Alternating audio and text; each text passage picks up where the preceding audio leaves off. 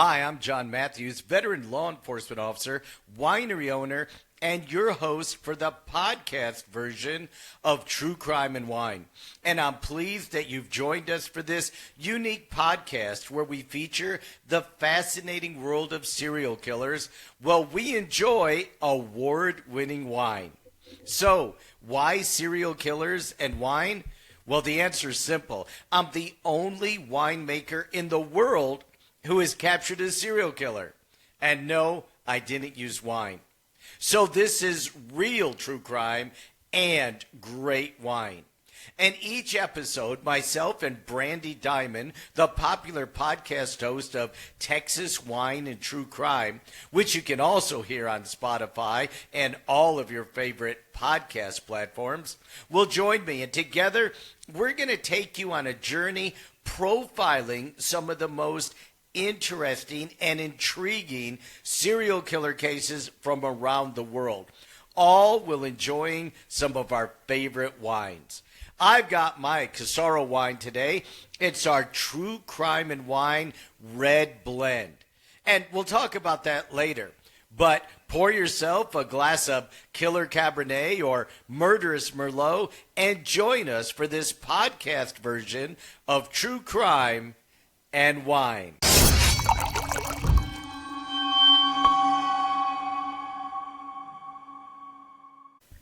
In this episode, we'll take you on a journey profiling a pair of serial killers. Now, that's extremely rare that two killers work together. But in this case, not only did they work together and they killed together, but they were married to each other, married murderers. So let's welcome Brandy Diamond to the show. And Brandy, I know you're married, but I can't see you and your better half enjoying a nice evening out for dinner and a murder. What do you think about this story we're about to unravel?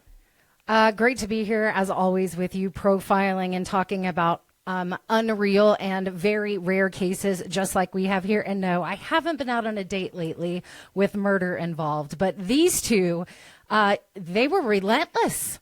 And you're going to be profiling them. We're going to give some case background, and this is just a wild one.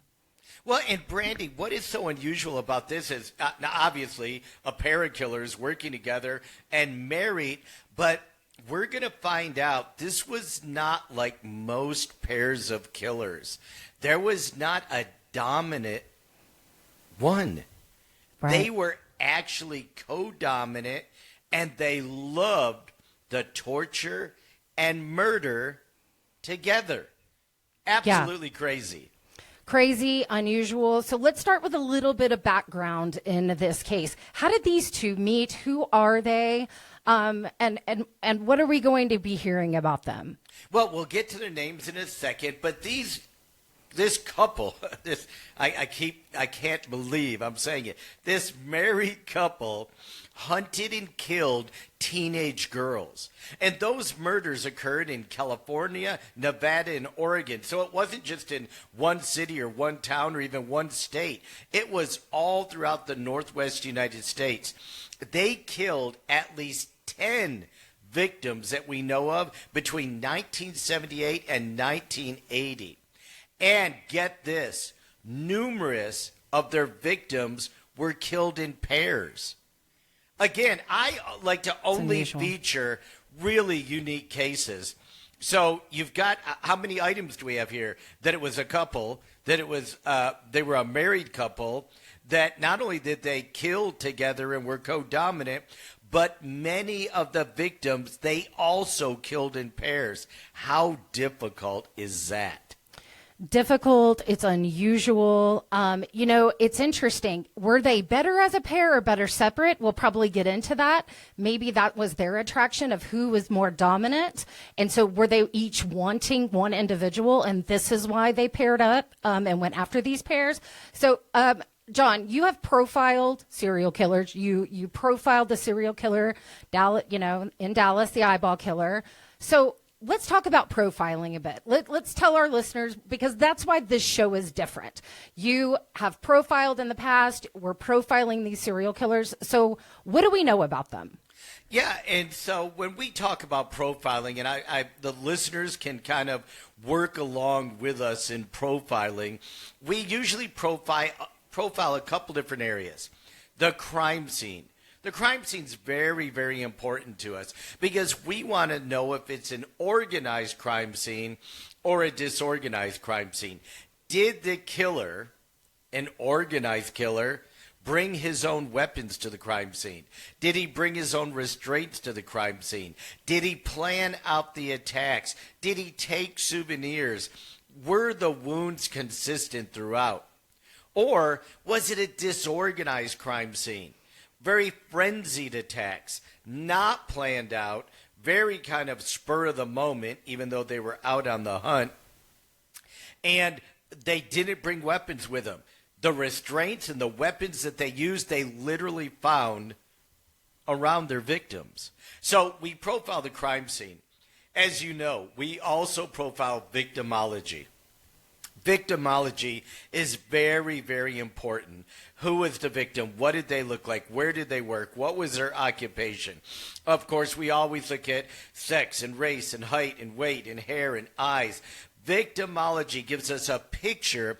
Is this killer looking for a certain type of victim and maybe allow us to intercept him before he kills again? Geographic profiling. Simple. What are the killer's comfort zones? Where is the killer comfortable?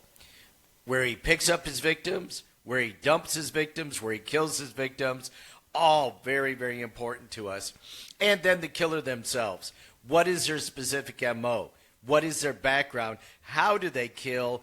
What kind of souvenirs do they take? So as folks listen to this podcast and take notes or maybe use the True Crime Profiler's notebook that I wrote, and they can profile along with the podcast and with the show or with their favorite television show. But we're going to be profiling all of those areas just like we do this week.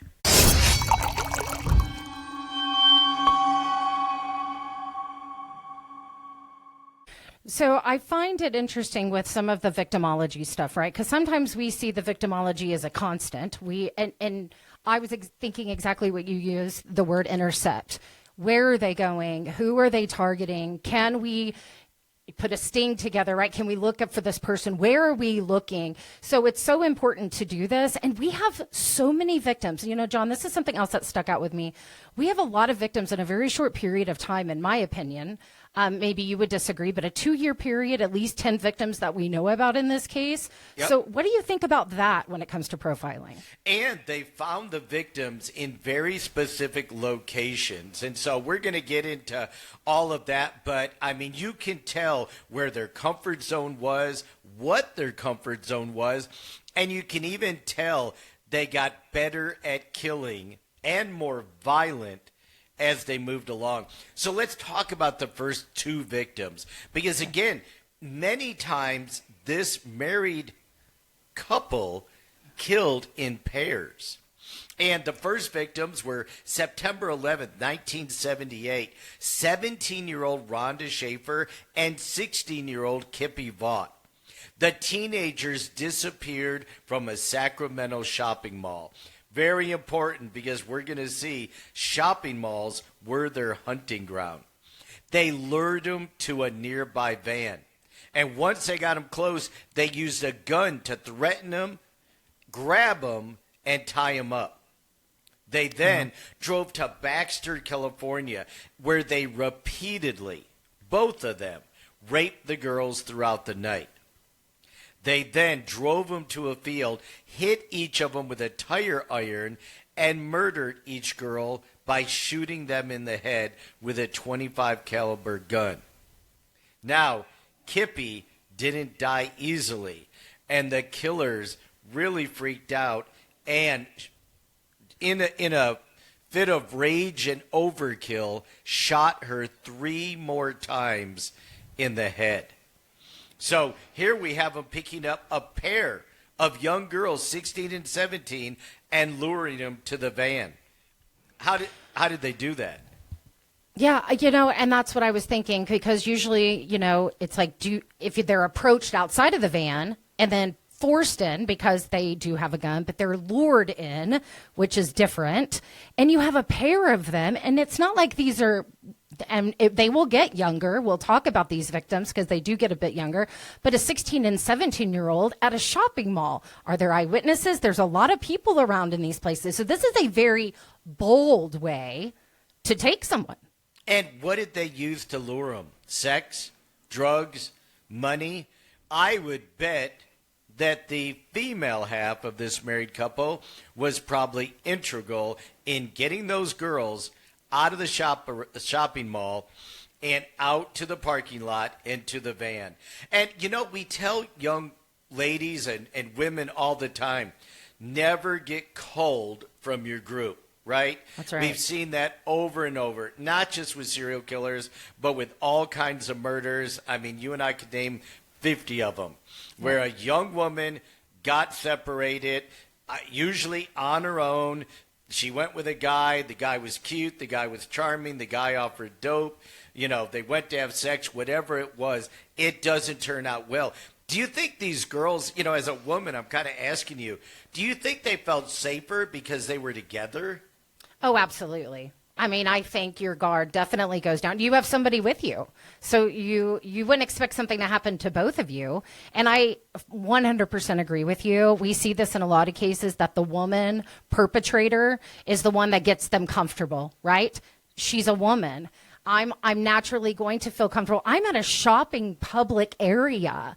And so there's a lot of guards that come down, I think, with just some of those scenarios that you have with just being a girl. But, John, I want to ask you a question. Yeah. Because we talk about our kids and young women getting in the car, right? What is your thought on being lured in and being able, do you tell women if you get in the car, it's more difficult to find you? Right? So how do you handle when you have to talk to your audiences, women in the audience, about avoiding crimes like this, avoiding getting into vans, avoiding that?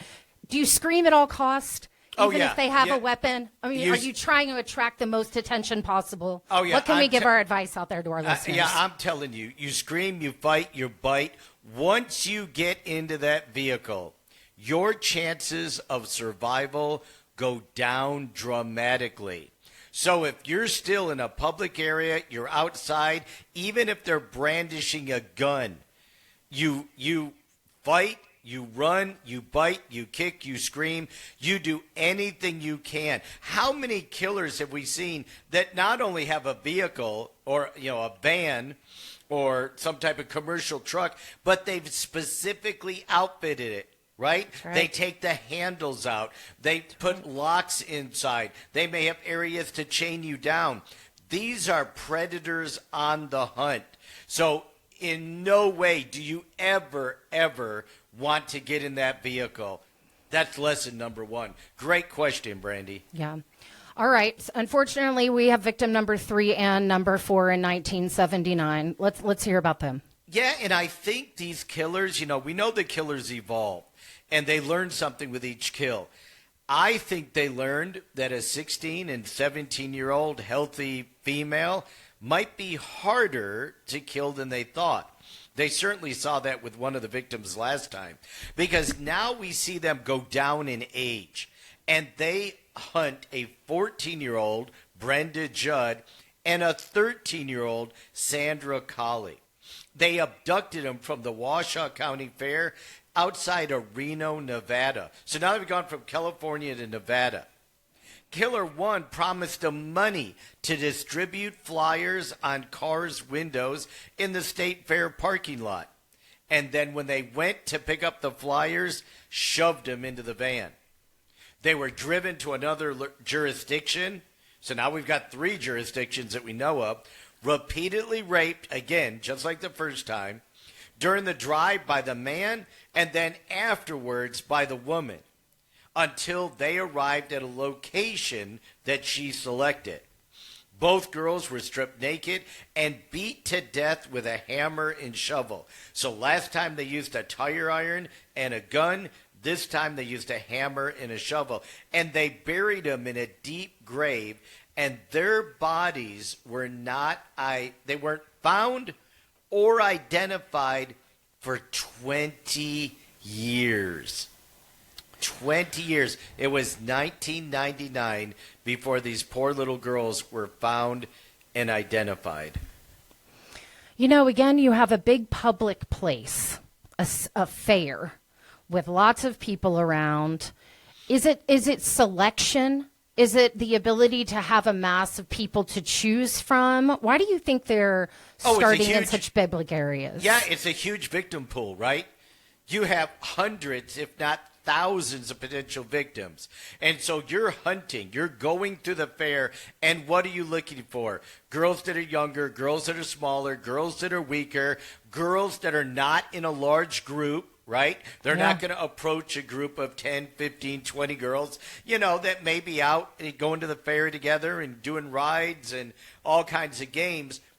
They see two girls that are kind of separated and on their own. And then what do? Hey, do you want to earn some extra money? These are young girls. Do you want to earn some extra money? And again, I know they've got to be thinking, we're together. Mom and Dad always tell us, stay together. We're together. What could possibly happen? But when they brought him out to the van in the parking lot, away from everybody else, it went horribly wrong. Yeah. And again, they took them into the park. Again, no eyewitnesses that we know of, right? So they're not, and again, your guard goes down. You're at the fair. These two girls are together. They're in a parking lot. Having fun. Full of cars. I mean, there's probably people there too. Daylight. I mean, you just don't think these things are going to happen to you. And again, you're in an environment where guards are down. Yep. And unfortunately, so we did see them get younger. Yep. I think they struggled.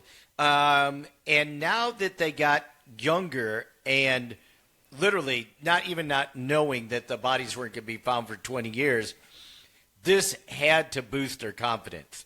They've now got 4 kills under their belt and have gotten away with it. They did it in so many jurisdictions. They're not even under suspicion at this point. Nobody's even looking for them because they're not connecting these crimes.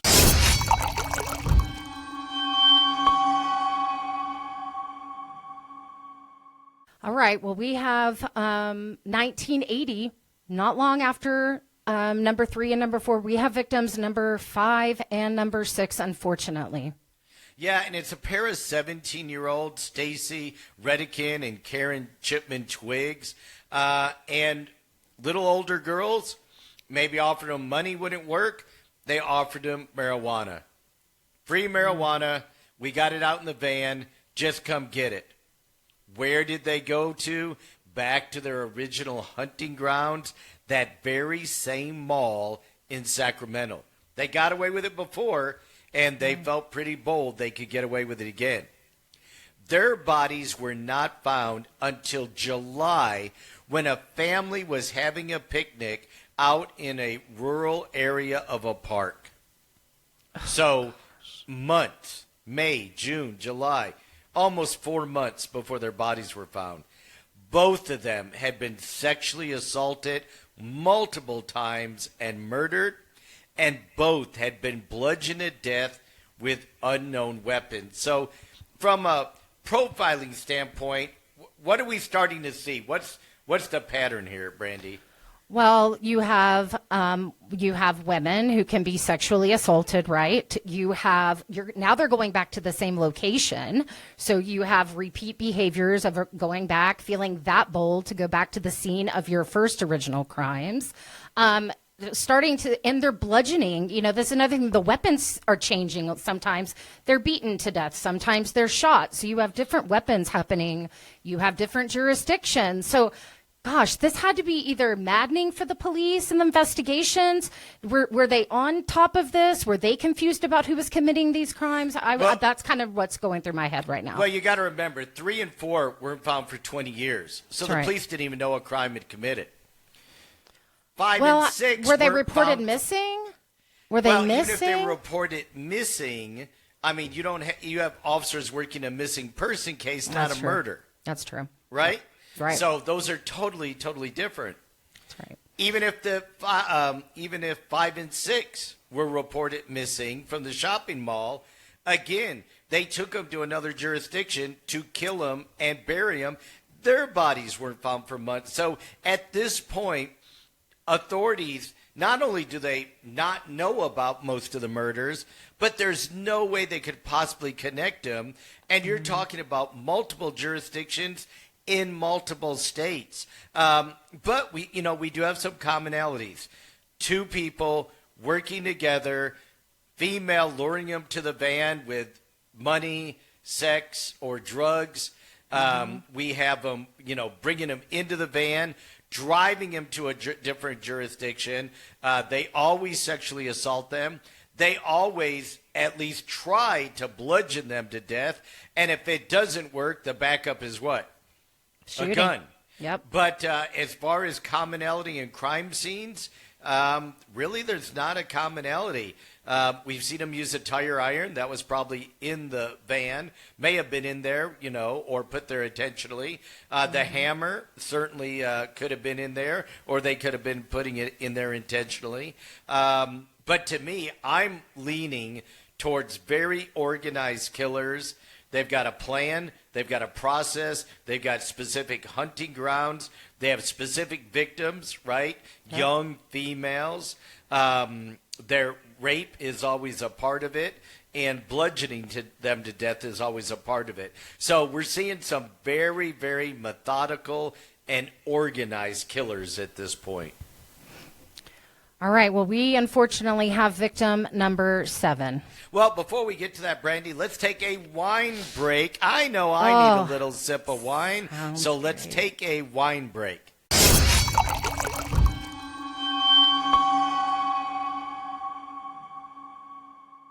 Now, on each episode of True Crime and Wine, we feature one of our Casaro Winery brands, and it's fitting to share with everyone what I'm enjoying. So today, we have our True Crime and Wine Red Blend, a dry red wine that has garnered a host of international medals and was just named a top Texas wine.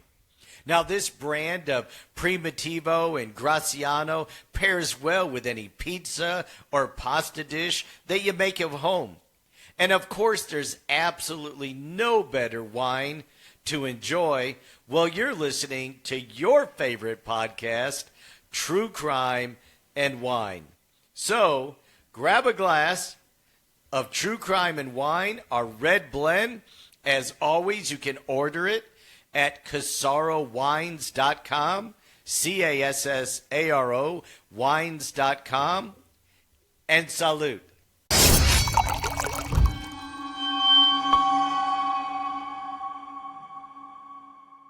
Okay, John, let's go ahead and discuss, unfortunately, victim number 7.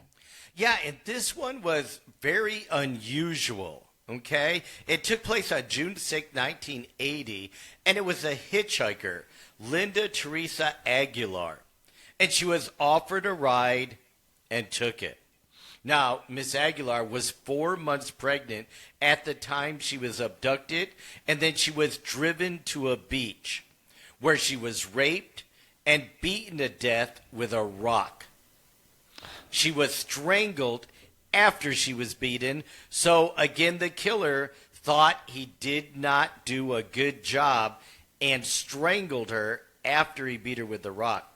Her body was found buried in a shallow grave outside of Gold Beach, Oregon. So now we've had California, Nevada, and Oregon. But what strikes you as different with this homicide, Brandy? So she's by herself. And I when we were talking about victim, kind of up to number 6, I thought about hitchhiking, because this is a time where people did hitchhike. There was a little bit more trust of getting in a car with someone, I think, than there is today. It was kind of common. So it's not unusual to see as a hitchhiker. So I'm not surprised by this, but she's by herself. She's pregnant, 4 months. Can they tell Usually, maybe not. I don't know what she looked like. But then I think at some point, John, she had to say, I'm pregnant, right? She's Right. probably begging for her life here. And then again, you have the beating, which to me is a lot of anger, a lot of frustration when you're beating something, you're looking at something and a person and they're begging for their life. So there are some differences here. But, again, she's raped just terrible. Just terrible. Yeah, let me tell you kind of from a law enforcement profiling perspective, what sticks out to me that's different is obviously she was alone, and she was alone in hitchhiking. So I see this as more of a spontaneous crime, a crime of opportunity. Maybe they weren't ready to go hunting yet. Maybe they were going from location to location, but they saw this opportunity, this single female by herself on the road. They knew there were no witnesses. They knew there was no way they could be caught. The girl willingly gets into the van, and then they drive her to a beach. But this time, they didn't use any tools, right? They didn't take anything for the van. So this also shows me that this one murder wasn't planned. It was much more disorganized. They used a rock from the beach to beat her to death and then buried her in a shallow grave. So again, they're bold. They're getting rid of their victims. They know no one saw her being picked up. They think no one saw her murdered, and they just buried her in a shallow grave. So to me, this was a much more spontaneous crime. Now, that also leads me as an investigator to think, why'd they change their MO? Was it simply right time, right opportunity, and take advantage of it? Or are they starting to get sloppy? Well, a crime of opportunity. You have a weapon of opportunity, right? A rock that's probably just sitting nearby, and they have to have a weapon. But you're right. Are they changing for a reason? Did something, are the pairs too risky now? You never know what's going on in their heads with this, but definitely some differences in this victim. Right. And so in law enforcement, we're trying to piece this together. Now we have another crime totally different from the previous ones. And we're going to see that again in victim number 8, which wasn't very much after victim number 7. July 17th, 1980, 31-year-old Virginia Mokel. She was abducted from a parking lot in a West Sacramento bar. Now, that's significant because remember, the 2 girls 2 times that were abducted from the shopping mall, that was also in Sacramento. So now, are we starting to learn a little bit more about their comfort zone and maybe where they live? Maybe everything starts in Sacramento, then moves to Nevada, then moves to Oregon. We now have 3 crimes that we know about that all originated in Sacramento. But this time it was a little different. They abducted her in a parking lot where she worked as a bartender. Okay. That means they had the ability to talk her out of the bar. Maybe she ended her shift. Maybe she was there drinking after a shift. But bartenders are usually pretty street smart, right? If you're a bartender, you've been one for a while, you can usually read people. So again, from a profiling perspective, this is very unique. You see the hitchhiker that was 4 months pregnant, that was out by herself on a road, probably wrong time, wrong place, easy target. Are they getting bolder now? Are they now going after somebody in a bar, a bartender of all people, and talking her outside? They abducted her, they put her in the van, and her skeletal remains weren't found for 3 months later in Clarksburg, California. And she had been beaten and strangled with nylon fishing line.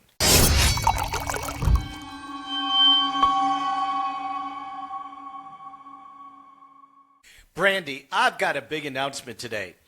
Our true crime lovers have been asking about this for months. And launching this week is our True Crime and Wine store. It's called shoptruecrime.com. That's it. shoptruecrime.com. And it's filled with all of your favorite true crime and wine merchandise, like hoodies, t-shirts, bookmarks, wine tumblers, phone cases, and much more. Yes, shoptruecrime.com is open for business. So visit us online and pick out your favorite merch for yourself or another true crime lover. I actually logged in this morning and bought some pins, some coasters, stickers, and even wine glasses for a few friends. So if you're looking for great true crime and wine keepsakes, go to shoptruecrime.com and check out all of our merchandise.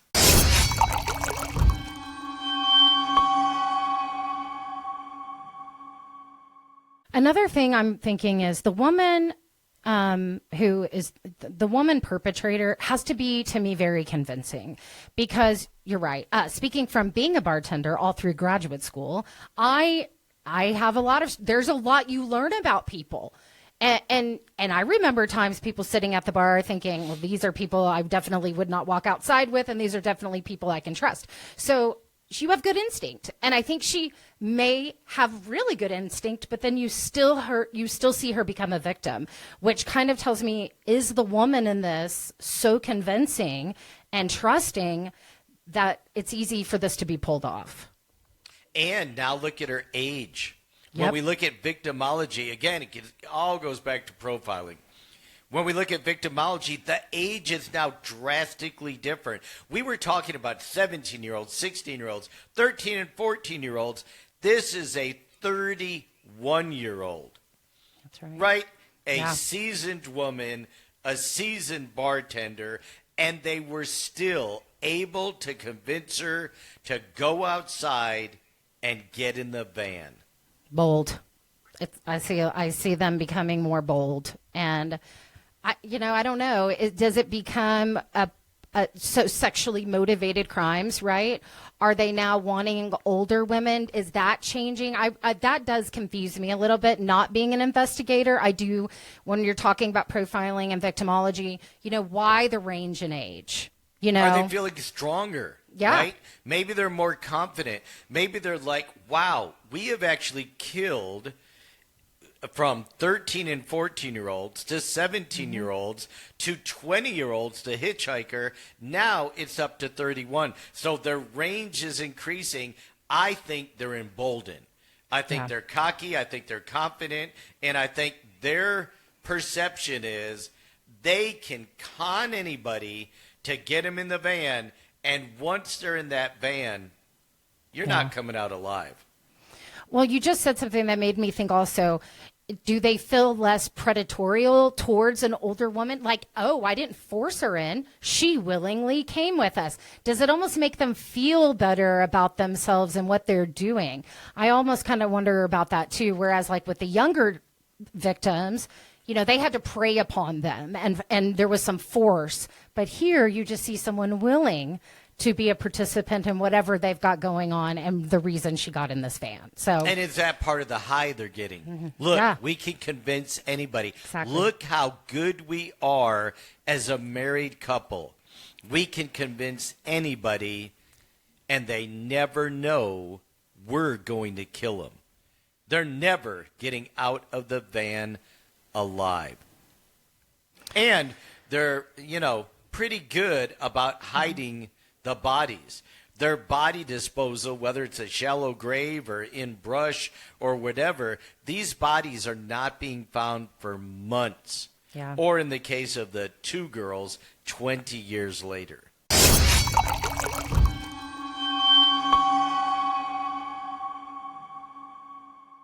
All right, John. Well, they are now back to a pair. So we've got victims number 9 and number 10.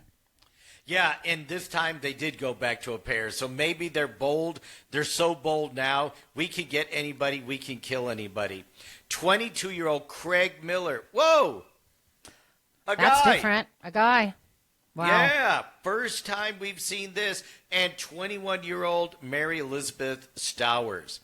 They were standing on the side of a street, and in a brazen move, they were abducted at gunpoint and forced into a car. Totally different. Everything has changed now. Now we see a young man and a young woman on a street in broad daylight, and they pull up and force him into the car at gunpoint. Miller then was forced out of the car, shot, and his body was left near Bass Lake. So they brought him into the vehicle. They took him to Bass Lake. Obviously, neither one of them had any use for Miller. I so just was now thinking I'm that. starting to think, hey, is the female really the one driving this boat here? And it'll turn out that that's what we discover. So Miller was basically collateral damage. They took him and killed him immediately and threw him out. But Stowers, a really pretty 21-year-old, they took to her an apartment where they sexually assaulted her for hours before being taken up to Placer County, where she was murdered and left in a field. So they had their way with her for hours before driving her up to another county and leaving her in a field. So this is totally different. Are they going to a whole new level, or are they totally off the rails? So I'm thinking to myself, if they had no use for the man, was she? Maybe it was just, let's see if we can take him. Let's see if we can go ahead and take him, get rid of him, and then just have her. So again, I see boldness. I see let's abduct someone that we're not going to take with us. I mean, I think they maybe decide that. I don't think they had any intention of taking him back to the apartment because he's a threat. That you have now a male who can probably fight back a little more. And again, we don't know. I don't really know much about the gentleman yet. We haven't talked about the actual perpetrators in this case yet.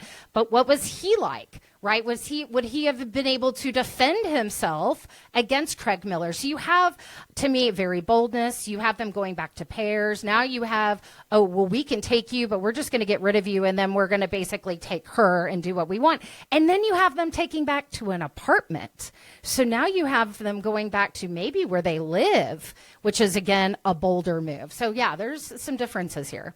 Well, and from a profiling standpoint, one of the things that stands out to me, he wasn't raped, right? That's right. He was shot and dumped and disposed of. So, yes, it could be they felt he might have been a threat or a potential threat, so they just immediately kill him and get rid of him. But now I'm leaning towards these crimes are not motivated by the murder, right? Because we always try to figure out, what is that motivation? What is giving those killers that high? Because all killers get a high, and there's all different ways that they get that high. Now I'm thinking I know a lot more about these killers because the murder is not their primary motivation. Their motivation is the sex. That's right. And they could have done something with the male. They didn't. So did they both want to be with the female? Did they both enjoy females? They sexually assaulted every single female in this case. Yeah. So this actually provides a lot more information. But them getting bold, them kidnapping a couple right off the street, this was the beginning of the end for them.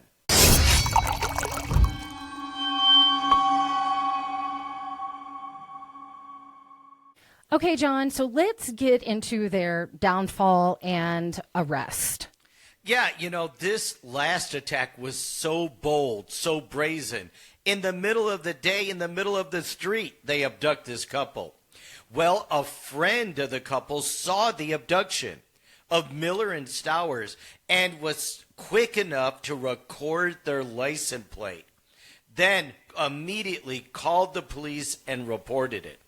So now, for the first time in almost 2 years, the police actually have a lead of a crime and a crime in progress. Officers start looking all over for the car. They put a bolo out that there's been a kidnapping of 2 young people, and they find the car parked in a Western Union parking lot as the couple waited for a money transfer from her mother. Police arrested the couple, and after 18 months, prosecutors were finally able to flip the female, Charlene, and said, listen, we know this probably wasn't you, so if you testify against your husband, you're going to get a reduced sentence. So once again, the preconceived notion is the male is the dominant, but as we're going to learn here, that was not the case. Which again is so rare. You know, it's just so rare to have a woman in the lead, especially when it comes to the rape, right? And the sexual assaults, which is, again, very unusual for the female to be leading the charge on that. So 18 months. Were they both denying it? Were they both just protecting one another? What took so long with this? I think they were protecting one another, and the police had it very, very difficult. So they had very little to go on. So let's kind of recap the lack of pre-arrest investigation and evidence that they had. Remember, there was no centralized crime scene or one specific dump location. So it wasn't like the Green River Killer, right, where the bodies were along the Green River. This was spread out over 3 states and multiple counties. There was no centralized lead law enforcement agency. They didn't even know about the other crimes, right? Yeah. As a matter of fact, the police, when they arrested him, only knew about what? The one crime, the kidnapping. That was it. It was a multi-state crime spree. These were very mobile killers. There was a lack of witnesses to any of the crimes except the last one. There was very little physical evidence at any of the dump sites. There was a wide range of victim pool. Teenager, female, adult, male, alone, in pairs. Yeah. So not a specific victimology, and just a wide range of hunting grounds and abduction locations, shopping malls, state fairgrounds, bars, and even heavily trafficked streets. So law enforcement during this time is trying to piece all this together. And you got to remember, kills number 3 and 4, they didn't find those poor girls till 20 years later. So when they're trying to cut a plea deal with the female, they don't have a whole lot to go on, and they're just hoping they can wear her down, so she'll admit to the crimes so they can recover some of these bodies and to charge them.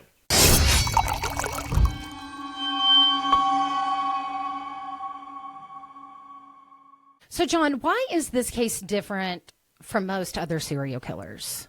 What sticks out to you? Yeah, it's a totally different MO, really. It's a killing pair. We don't have very many killing pairs, either in the United States or around the world. Serial killers usually work alone. Not only was it a killing pair, it was a couple. And not only was it a couple, they were married to each other. Also, very unusual, they abducted and killed victims in pairs. Yeah. Wow. We do not see that very often, that they kill victims 2 at a time. Like you said a second ago, very unusual that there's not a dominant personality. Now, officers are trying to wear down the female because they feel the male is dominant, but I think the evidence is going to show that's not the case. They were co-dominant in this case. And the crimes were really about sexual pleasure and not pleasure gained from the act of murder or any post-mortem acts like sex or cannibalism. They found their high on being able to rape these young people and then take their life. So very, very different than most of the serial killers we see. And you have to wonder, was she the psychopath who then he convinced him to become a psychopath and a sexual sadist? Are they both just made this way and they're married? And maybe, I mean, it's just so wild to find that you have someone willing to go along with this if there is a lead dominant personality. So, again, how does this happen? So unusual. What are the chances, right? We always talk about nature and nurture and how it has to be a perfect combination of both to even form one serial killer. So now we see this in two serial killers, and they meet each other and they get married and kill together.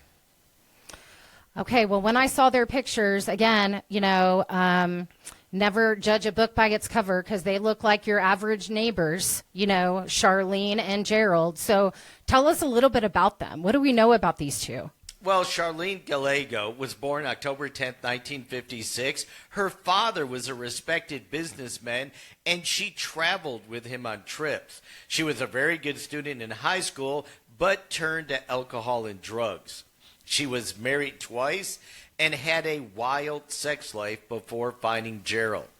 She was sexually submissive, but had a dominant personality and strong communication skills. We knew that from the beginning, right? She had to be a good communicator to lure these young ladies into the van. She had, like most serial killers, a lack of empathy for those her husband sexually assaulted in her presence. And even during their dating period, she knew that he was a sociopath long before the murders started. She exhibited strong lesbian desires and welcomed threesomes with other women as she wanted to please her husband. And she enjoyed him having a secret hideaway with sex slaves who would do his bidding. So this is in addition to the murders. Well, she's dating him. She knows that he's a sociopath with no empathy, that is into sex and sex slaves, and she still marries him, and she enjoys watching him in his secret hideaway with his sex slaves that would do whatever he wanted. So we were right on with sexual sadists. I mean, there was definitely a sexual pleasure. And to me now, this tells me it wasn't enough. The sex slaves, it just wasn't enough. There had to be, the high was no longer there and the satisfaction. They had to go that extra mile to please that in them, right? To satisfy that urge. So kind of surprised, but wow. I mean, sexual sadists already, and really it was an appetite for them before they were even married. So right, and we know, again, that's why they disposed of Miller. Neither one of them had any use for him. She really liked women, as well as having sex with her husband and other men, but she probably preferred women and probably was the one that chose the victims. yeah. All right, let's talk about Gerald Gallego. Now, he was born July 17th, 1946. His mom was a prostitute. Lord, how many times we've seen that. And her boyfriends and clients beat him throughout his childhood. How many times we've seen that? Sexually abused, sexually assaulted, physically abused, physically assaulted.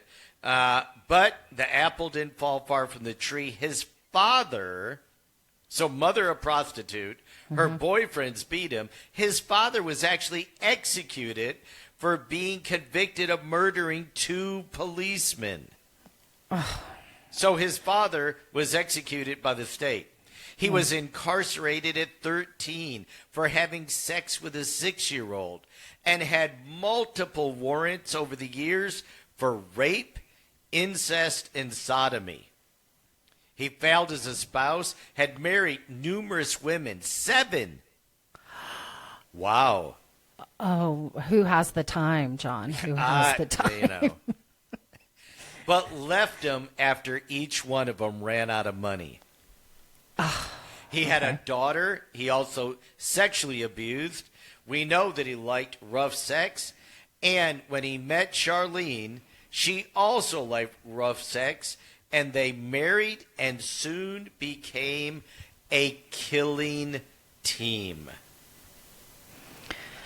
I mean, wow. We talked about this, I think, in the last episode. You learn what you live, and the abuse, the sexual appetites, the seeing of the mother sell her body to different people. I mean, this is all just forming his mind over the years and thinking that, I mean, I don't know, John, when you're a teenage, we'll just say a teenager, maybe 13, 14, and somebody has that towards a 6 and 7-year-old, is it because they choose, again, we see this in incest, right?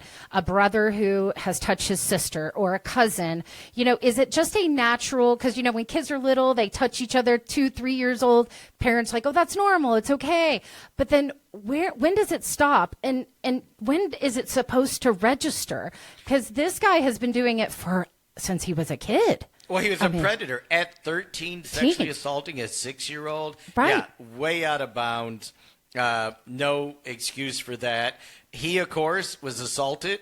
He was beaten. He was, I'm sure, sexually abused as a child. And we see a large percentage of victims of abuse go on to be abusers.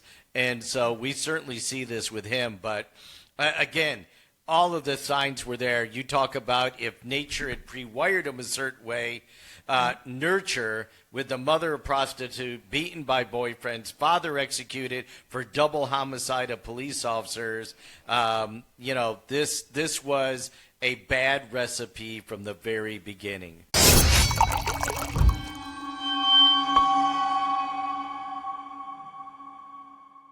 Let's go back to profiling just for a second, because I just want to recap the MO, because we were almost all over the place with this, Brandy. They both targeted women in their teens and 20s, and eventually as old as 31. They found pleasure in targeting and abducting them 2 at a time.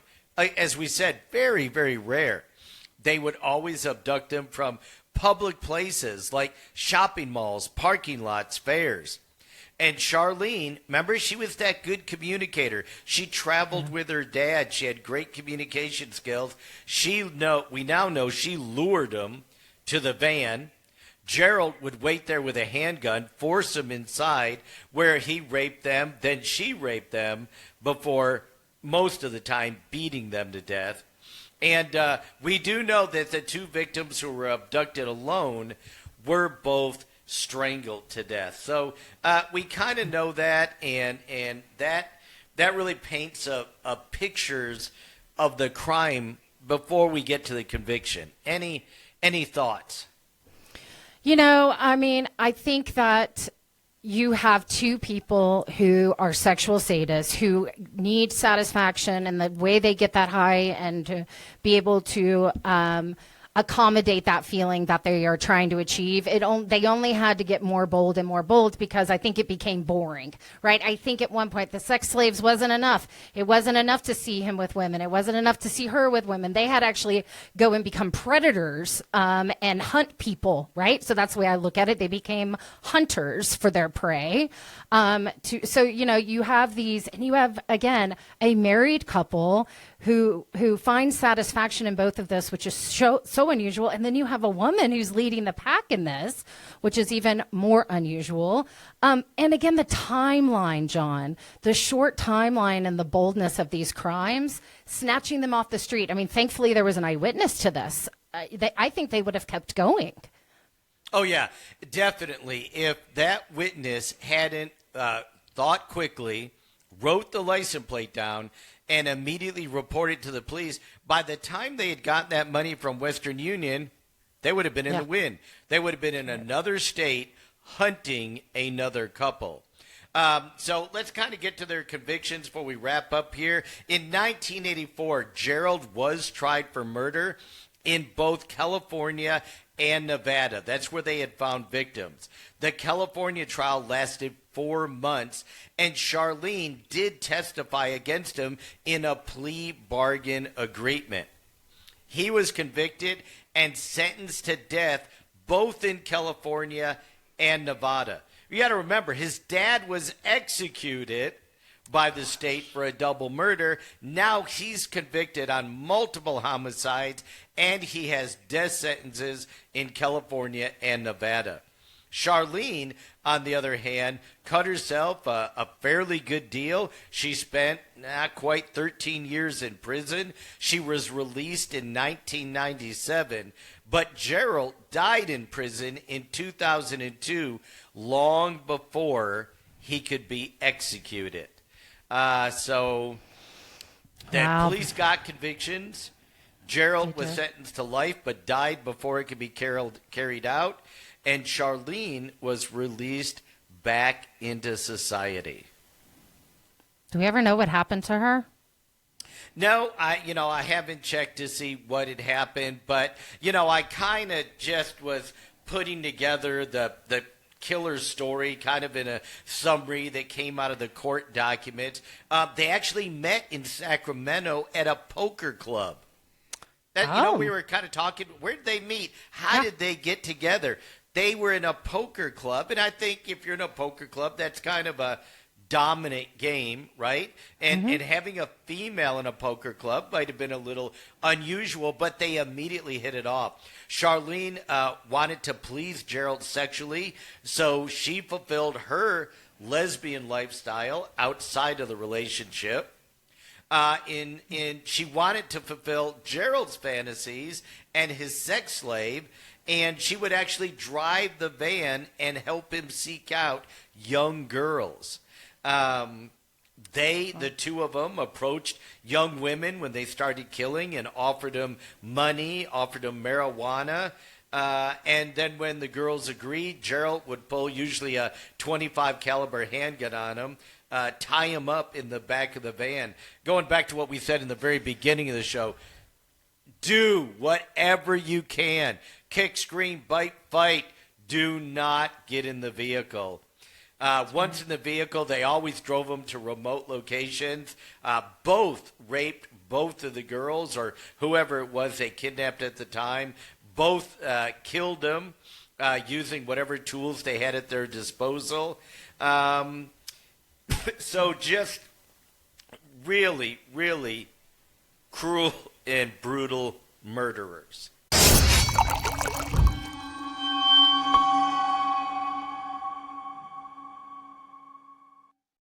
Now, as we put a cork on this edition of the True Crime and Wine podcast, I want to thank, of course, my co-host, Brandy Diamond, for joining me on this journey, and our producer, Lauren Bedsole, back in the Corsicana Command Center, for helping to make this show possible.